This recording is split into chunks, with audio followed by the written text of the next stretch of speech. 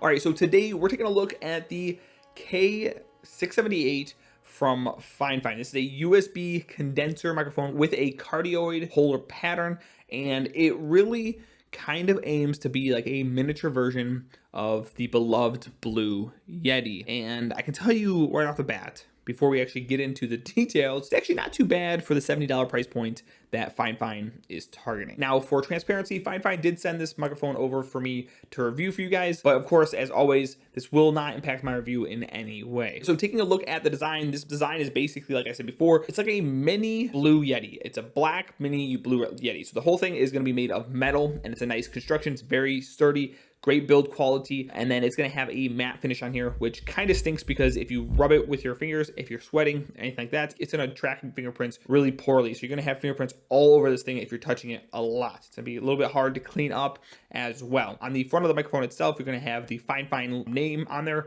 You're going to have an LED that tells you whether or not you're muted or not. If it's green, it's go. If it's red, it's muted. And then you're gonna have your mute button, which feels really great, and it's absolutely awesome. On the back of it, you're gonna have a gain dial to turn up or down your microphone as you so please. And then you're gonna also have a microphone monitoring volume dial as well. Both the dials feel great. I love them. They're small, they're textured, and they feel really easy to turn, so you shouldn't have any issues like, actually kind of like fine tuning where you want your gain and where you want your volume for your microphone monitoring. On the bottom, like I just said, you do have zero latency monitoring if you want to utilize that. You have a port for that, and then you also have a port or a threaded insert area for this guy right here, which is an adapter to allow you to take the actual microphone off the stand and put it on a boom arm if you decide you want to get a boom arm later down the road. And then you also have a mini USB port. I wish they would have used USB-C in 2020, but I mean, it is what it is. They have a mini USB port. It's not like it's just not going to work like you want it to, because it has mini USB. It's fine. It's just I would have preferred to see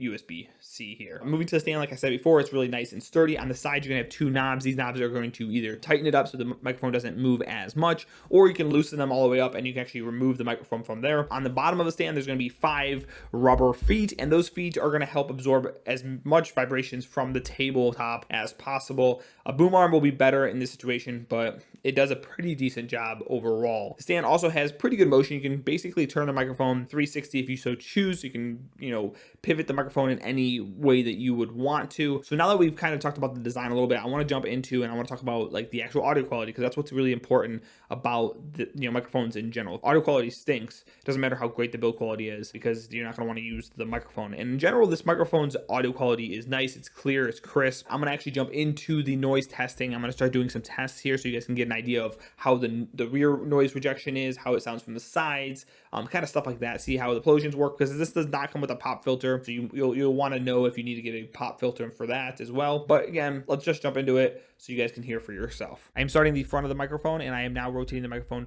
90 degrees to show off-axis rejection. I am now at 180 degrees to show you guys how the microphone sounds from the rear, and then I am now on the opposing 90-degree side to show off-axis rejection from this side. I am now going to finish up by talking into the front of the microphone so you guys can hear it for comparison. You may have noticed I have added a keyboard right next to me, and I am now typing on a keyboard with MX brown switches, while the keyboard is directly behind my microphone, and my microphone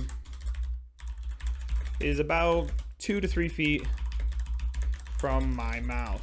I have now moved my keyboard to in front of the actual microphone, and you can now hear what it sounds like if I'm typing on my keyboard and your microphone is behind the keyboard. I am now going to do a quick comparison test with the Q9. So this microphone I did a review on, it's about the same price as this one, so it'll be cool to see what it sounds like compared to the Q9, as well as my Rode Video Micro. I am now speaking into the FIFINE K678 microphone to compare it to the Toner Q9 and the Rode Video Micro. I am now speaking into the Rode Video Micro to compare it to the Toner Q9 and the FIFINE K678 microphones. I am now speaking into the FIFINE K678 microphone to compare it to the Toner Q9 and the Rode Video Micro. I am now speaking to the Toner Q9 microphone to compare it to the FIFINE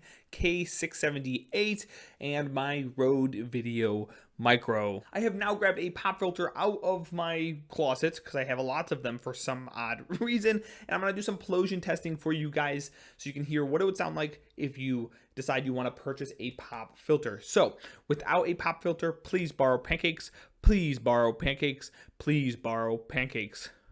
With a pop filter, please borrow pancakes, please borrow pancakes, please borrow pancakes. Without a pop filter, please borrow pancakes, please borrow pancakes, please borrow pancakes.